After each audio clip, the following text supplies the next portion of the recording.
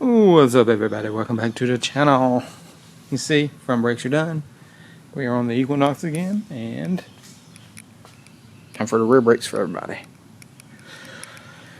So, you're going to need a little bit different tools to do this one on the rear. You're still going to need a 14, but you may need a 14 wrench or a 14 crow's foot. And then you're going to need a 15 wrench or crow's foot just to get to the caliper bracket bolts that are right here and right here.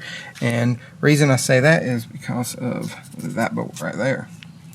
You see that one? It will not let you pull that bolt all the way out, but you know, manufacturers do that kind of stuff to us.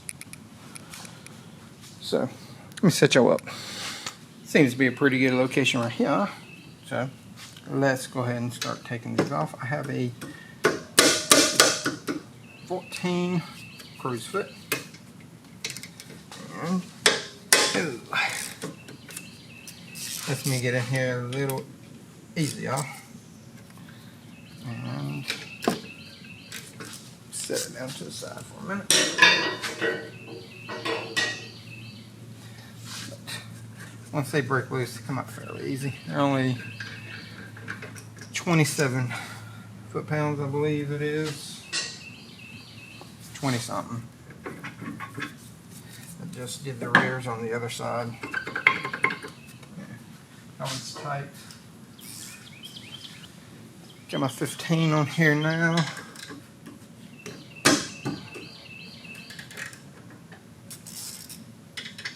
These are only at 77.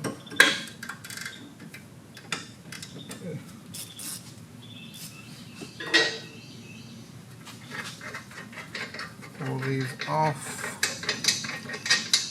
You can get the bottom one out. And surprisingly, there's no thread locker on these, and I don't know if these are factory brakes or not, but there's no thread locker on them at all.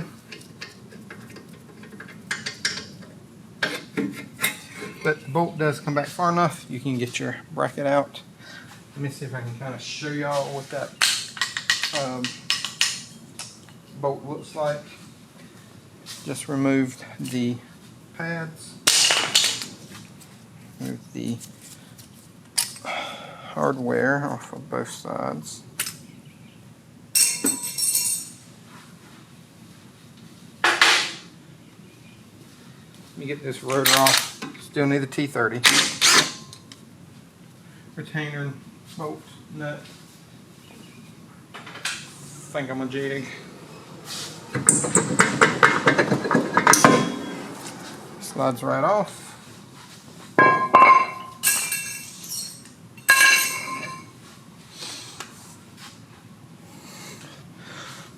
Zoom in.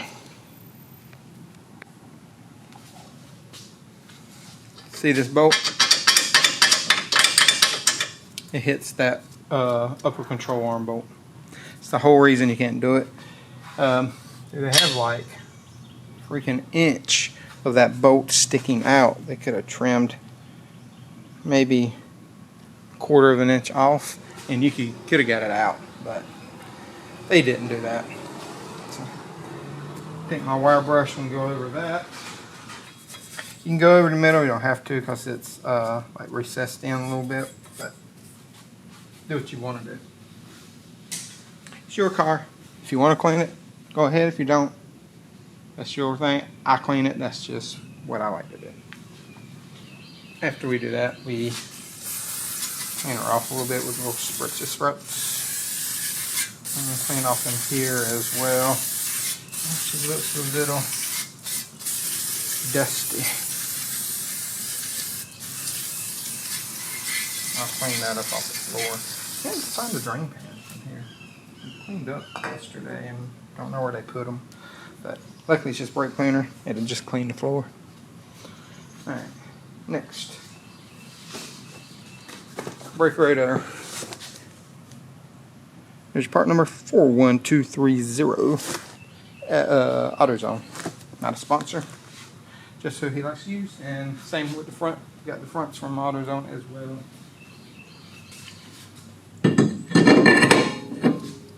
There's a Ruka on.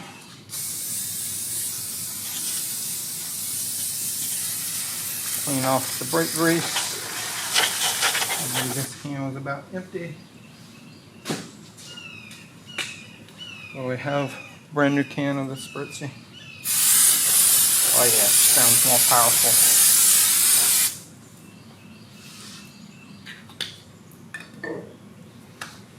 Give her a little flippy flip.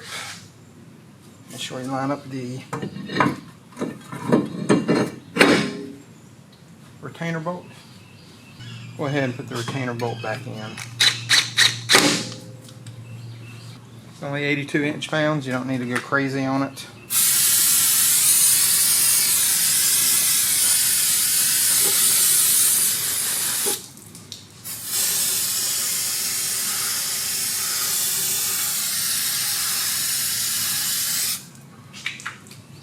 Now we got that clean. If you have your little plug, this one didn't have it on the old rotor. I'm thinking somebody's changed these before, at least pulled them off, done something. But if you got that, remember to put that back in. That keeps moisture out of there as much as possible. I know you still want to get it in there somewhat. Bring it over here, show you what I'm going to do. Wire brush, just like the fronts. Check your sliders. These slide very well. And like I said on the last video on the fronts, or most of my brake videos, if they feel a little tight, go ahead and pull them out, replace the grease with some new grease. That way the old hard grease does not harden anymore and cause it to deteriorate your boots and become stuck. Because brakes do see a lot of heat. They can get really hot. I forgot what the average temperature is, but they get really hot, people.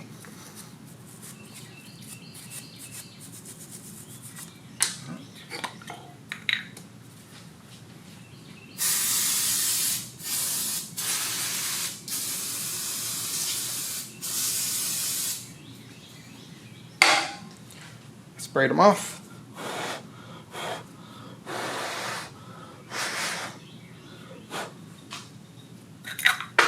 Throw down, get a little bit of brake grease.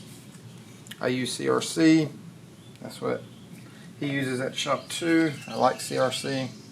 I know Napa makes a clear brand. I forgot what. I know Napa's one of the only ones I've found who has that one. I'll put a lot on here, just a light coat. I know mine looks like a lot, but it's just the way I'm putting them on. It barely has any on there. It's just to keep the noise out. But like I was saying, they have a clear stuff that works pretty good, but I do like the CRC the best. So yeah, if it comes with brake grease, or you get the little packets at the store, they're like, I don't know, yay big, you know, 2 inches tall, maybe 1 inch wide, something like that. You can use that. Yeah, but try to put something on there. It does help. They make this spray stuff, it's kind of sticky. I'm not a big fan of it. I used to use it whenever I first started working on cars and stuff, and I just didn't like it. I feel like it still made noise. It's like a blue, and like I said, you spray it on the back of the pad stuff, and it's really tacky. Slider bolts are good. Now, take your thread locker. This is just Permatex. That's just who we have in stock. You can use whatever brand you use. Loctite, you can use Permatex, whatever you want to. But put a little bit of this on the caliper bracket bolts. Like I said, this didn't have any, so I'm going to put some on there. I just put a thin line, and then I just let it spread. You know, like I just do one little quick line up, and then it just spreads over the threads. Move y'all back. Put the bracket back on.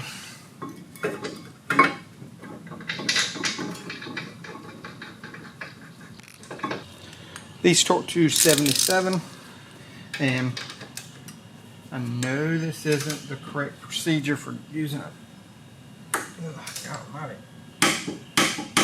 For using a crow's foot, there is a sequence you have to follow. This will get you close enough. I know you can do it on the electronic. Oh God. On the electronic ones. There's a setting, like on the Snap-on torque angle, when there's a setting you can go into to allow for you to use a crow's foot. This will get you close enough. Now if you're going to a really high torque, I'd say anything over 100, 120, try to look up that procedure to get this in on the correct way. Anything 100 or less, I feel isn't that big of a deal. That's just me. If you feel different, hey, you do it the way you want to. Like I said, I don't knock anybody for how they do their stuff. You do what's comfortable to you and what you feel right. Don't let somebody tell you you have to do something their way. It's just, this is the way I like to do it. There's 100,000 different ways to do everything. Do it the way that is easiest and more comfortable to you. At least we're getting some kind of torque on it at this point. Now on the backs, you cannot use that little spreader piece on this one that I used on the front, just because of how far in these were. I'm using a press-in one. I'm just going real slow. And they go in really easy. Now I'm going to clean that off with the wire brush as well. This is a soft wire brush. I mean, it's not a real hard one, so me going over the face and lightly touching the boot isn't going to hurt anything. If you have the plastic wire brushes, that would probably be the best thing to use if you're going over the boots. But these, like brass ones, unless you're like really digging into it and you're putting some strength into it, just go over them real light. You're not going to tear the boot that easy. And if you did tear the boot that easy, you probably had issues to begin with.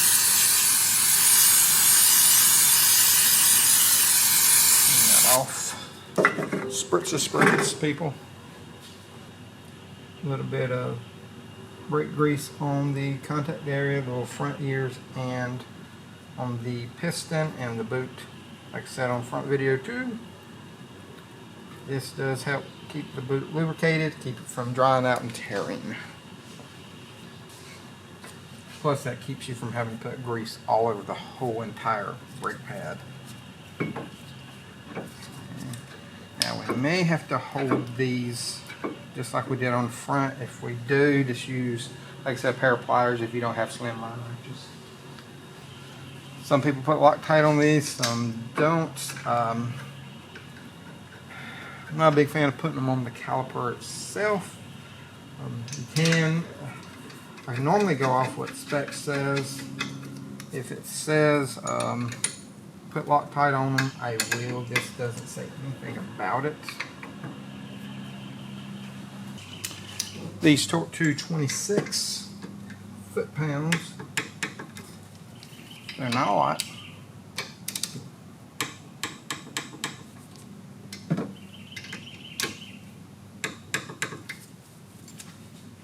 I might go a hair over because I think I went to 30 on the other side.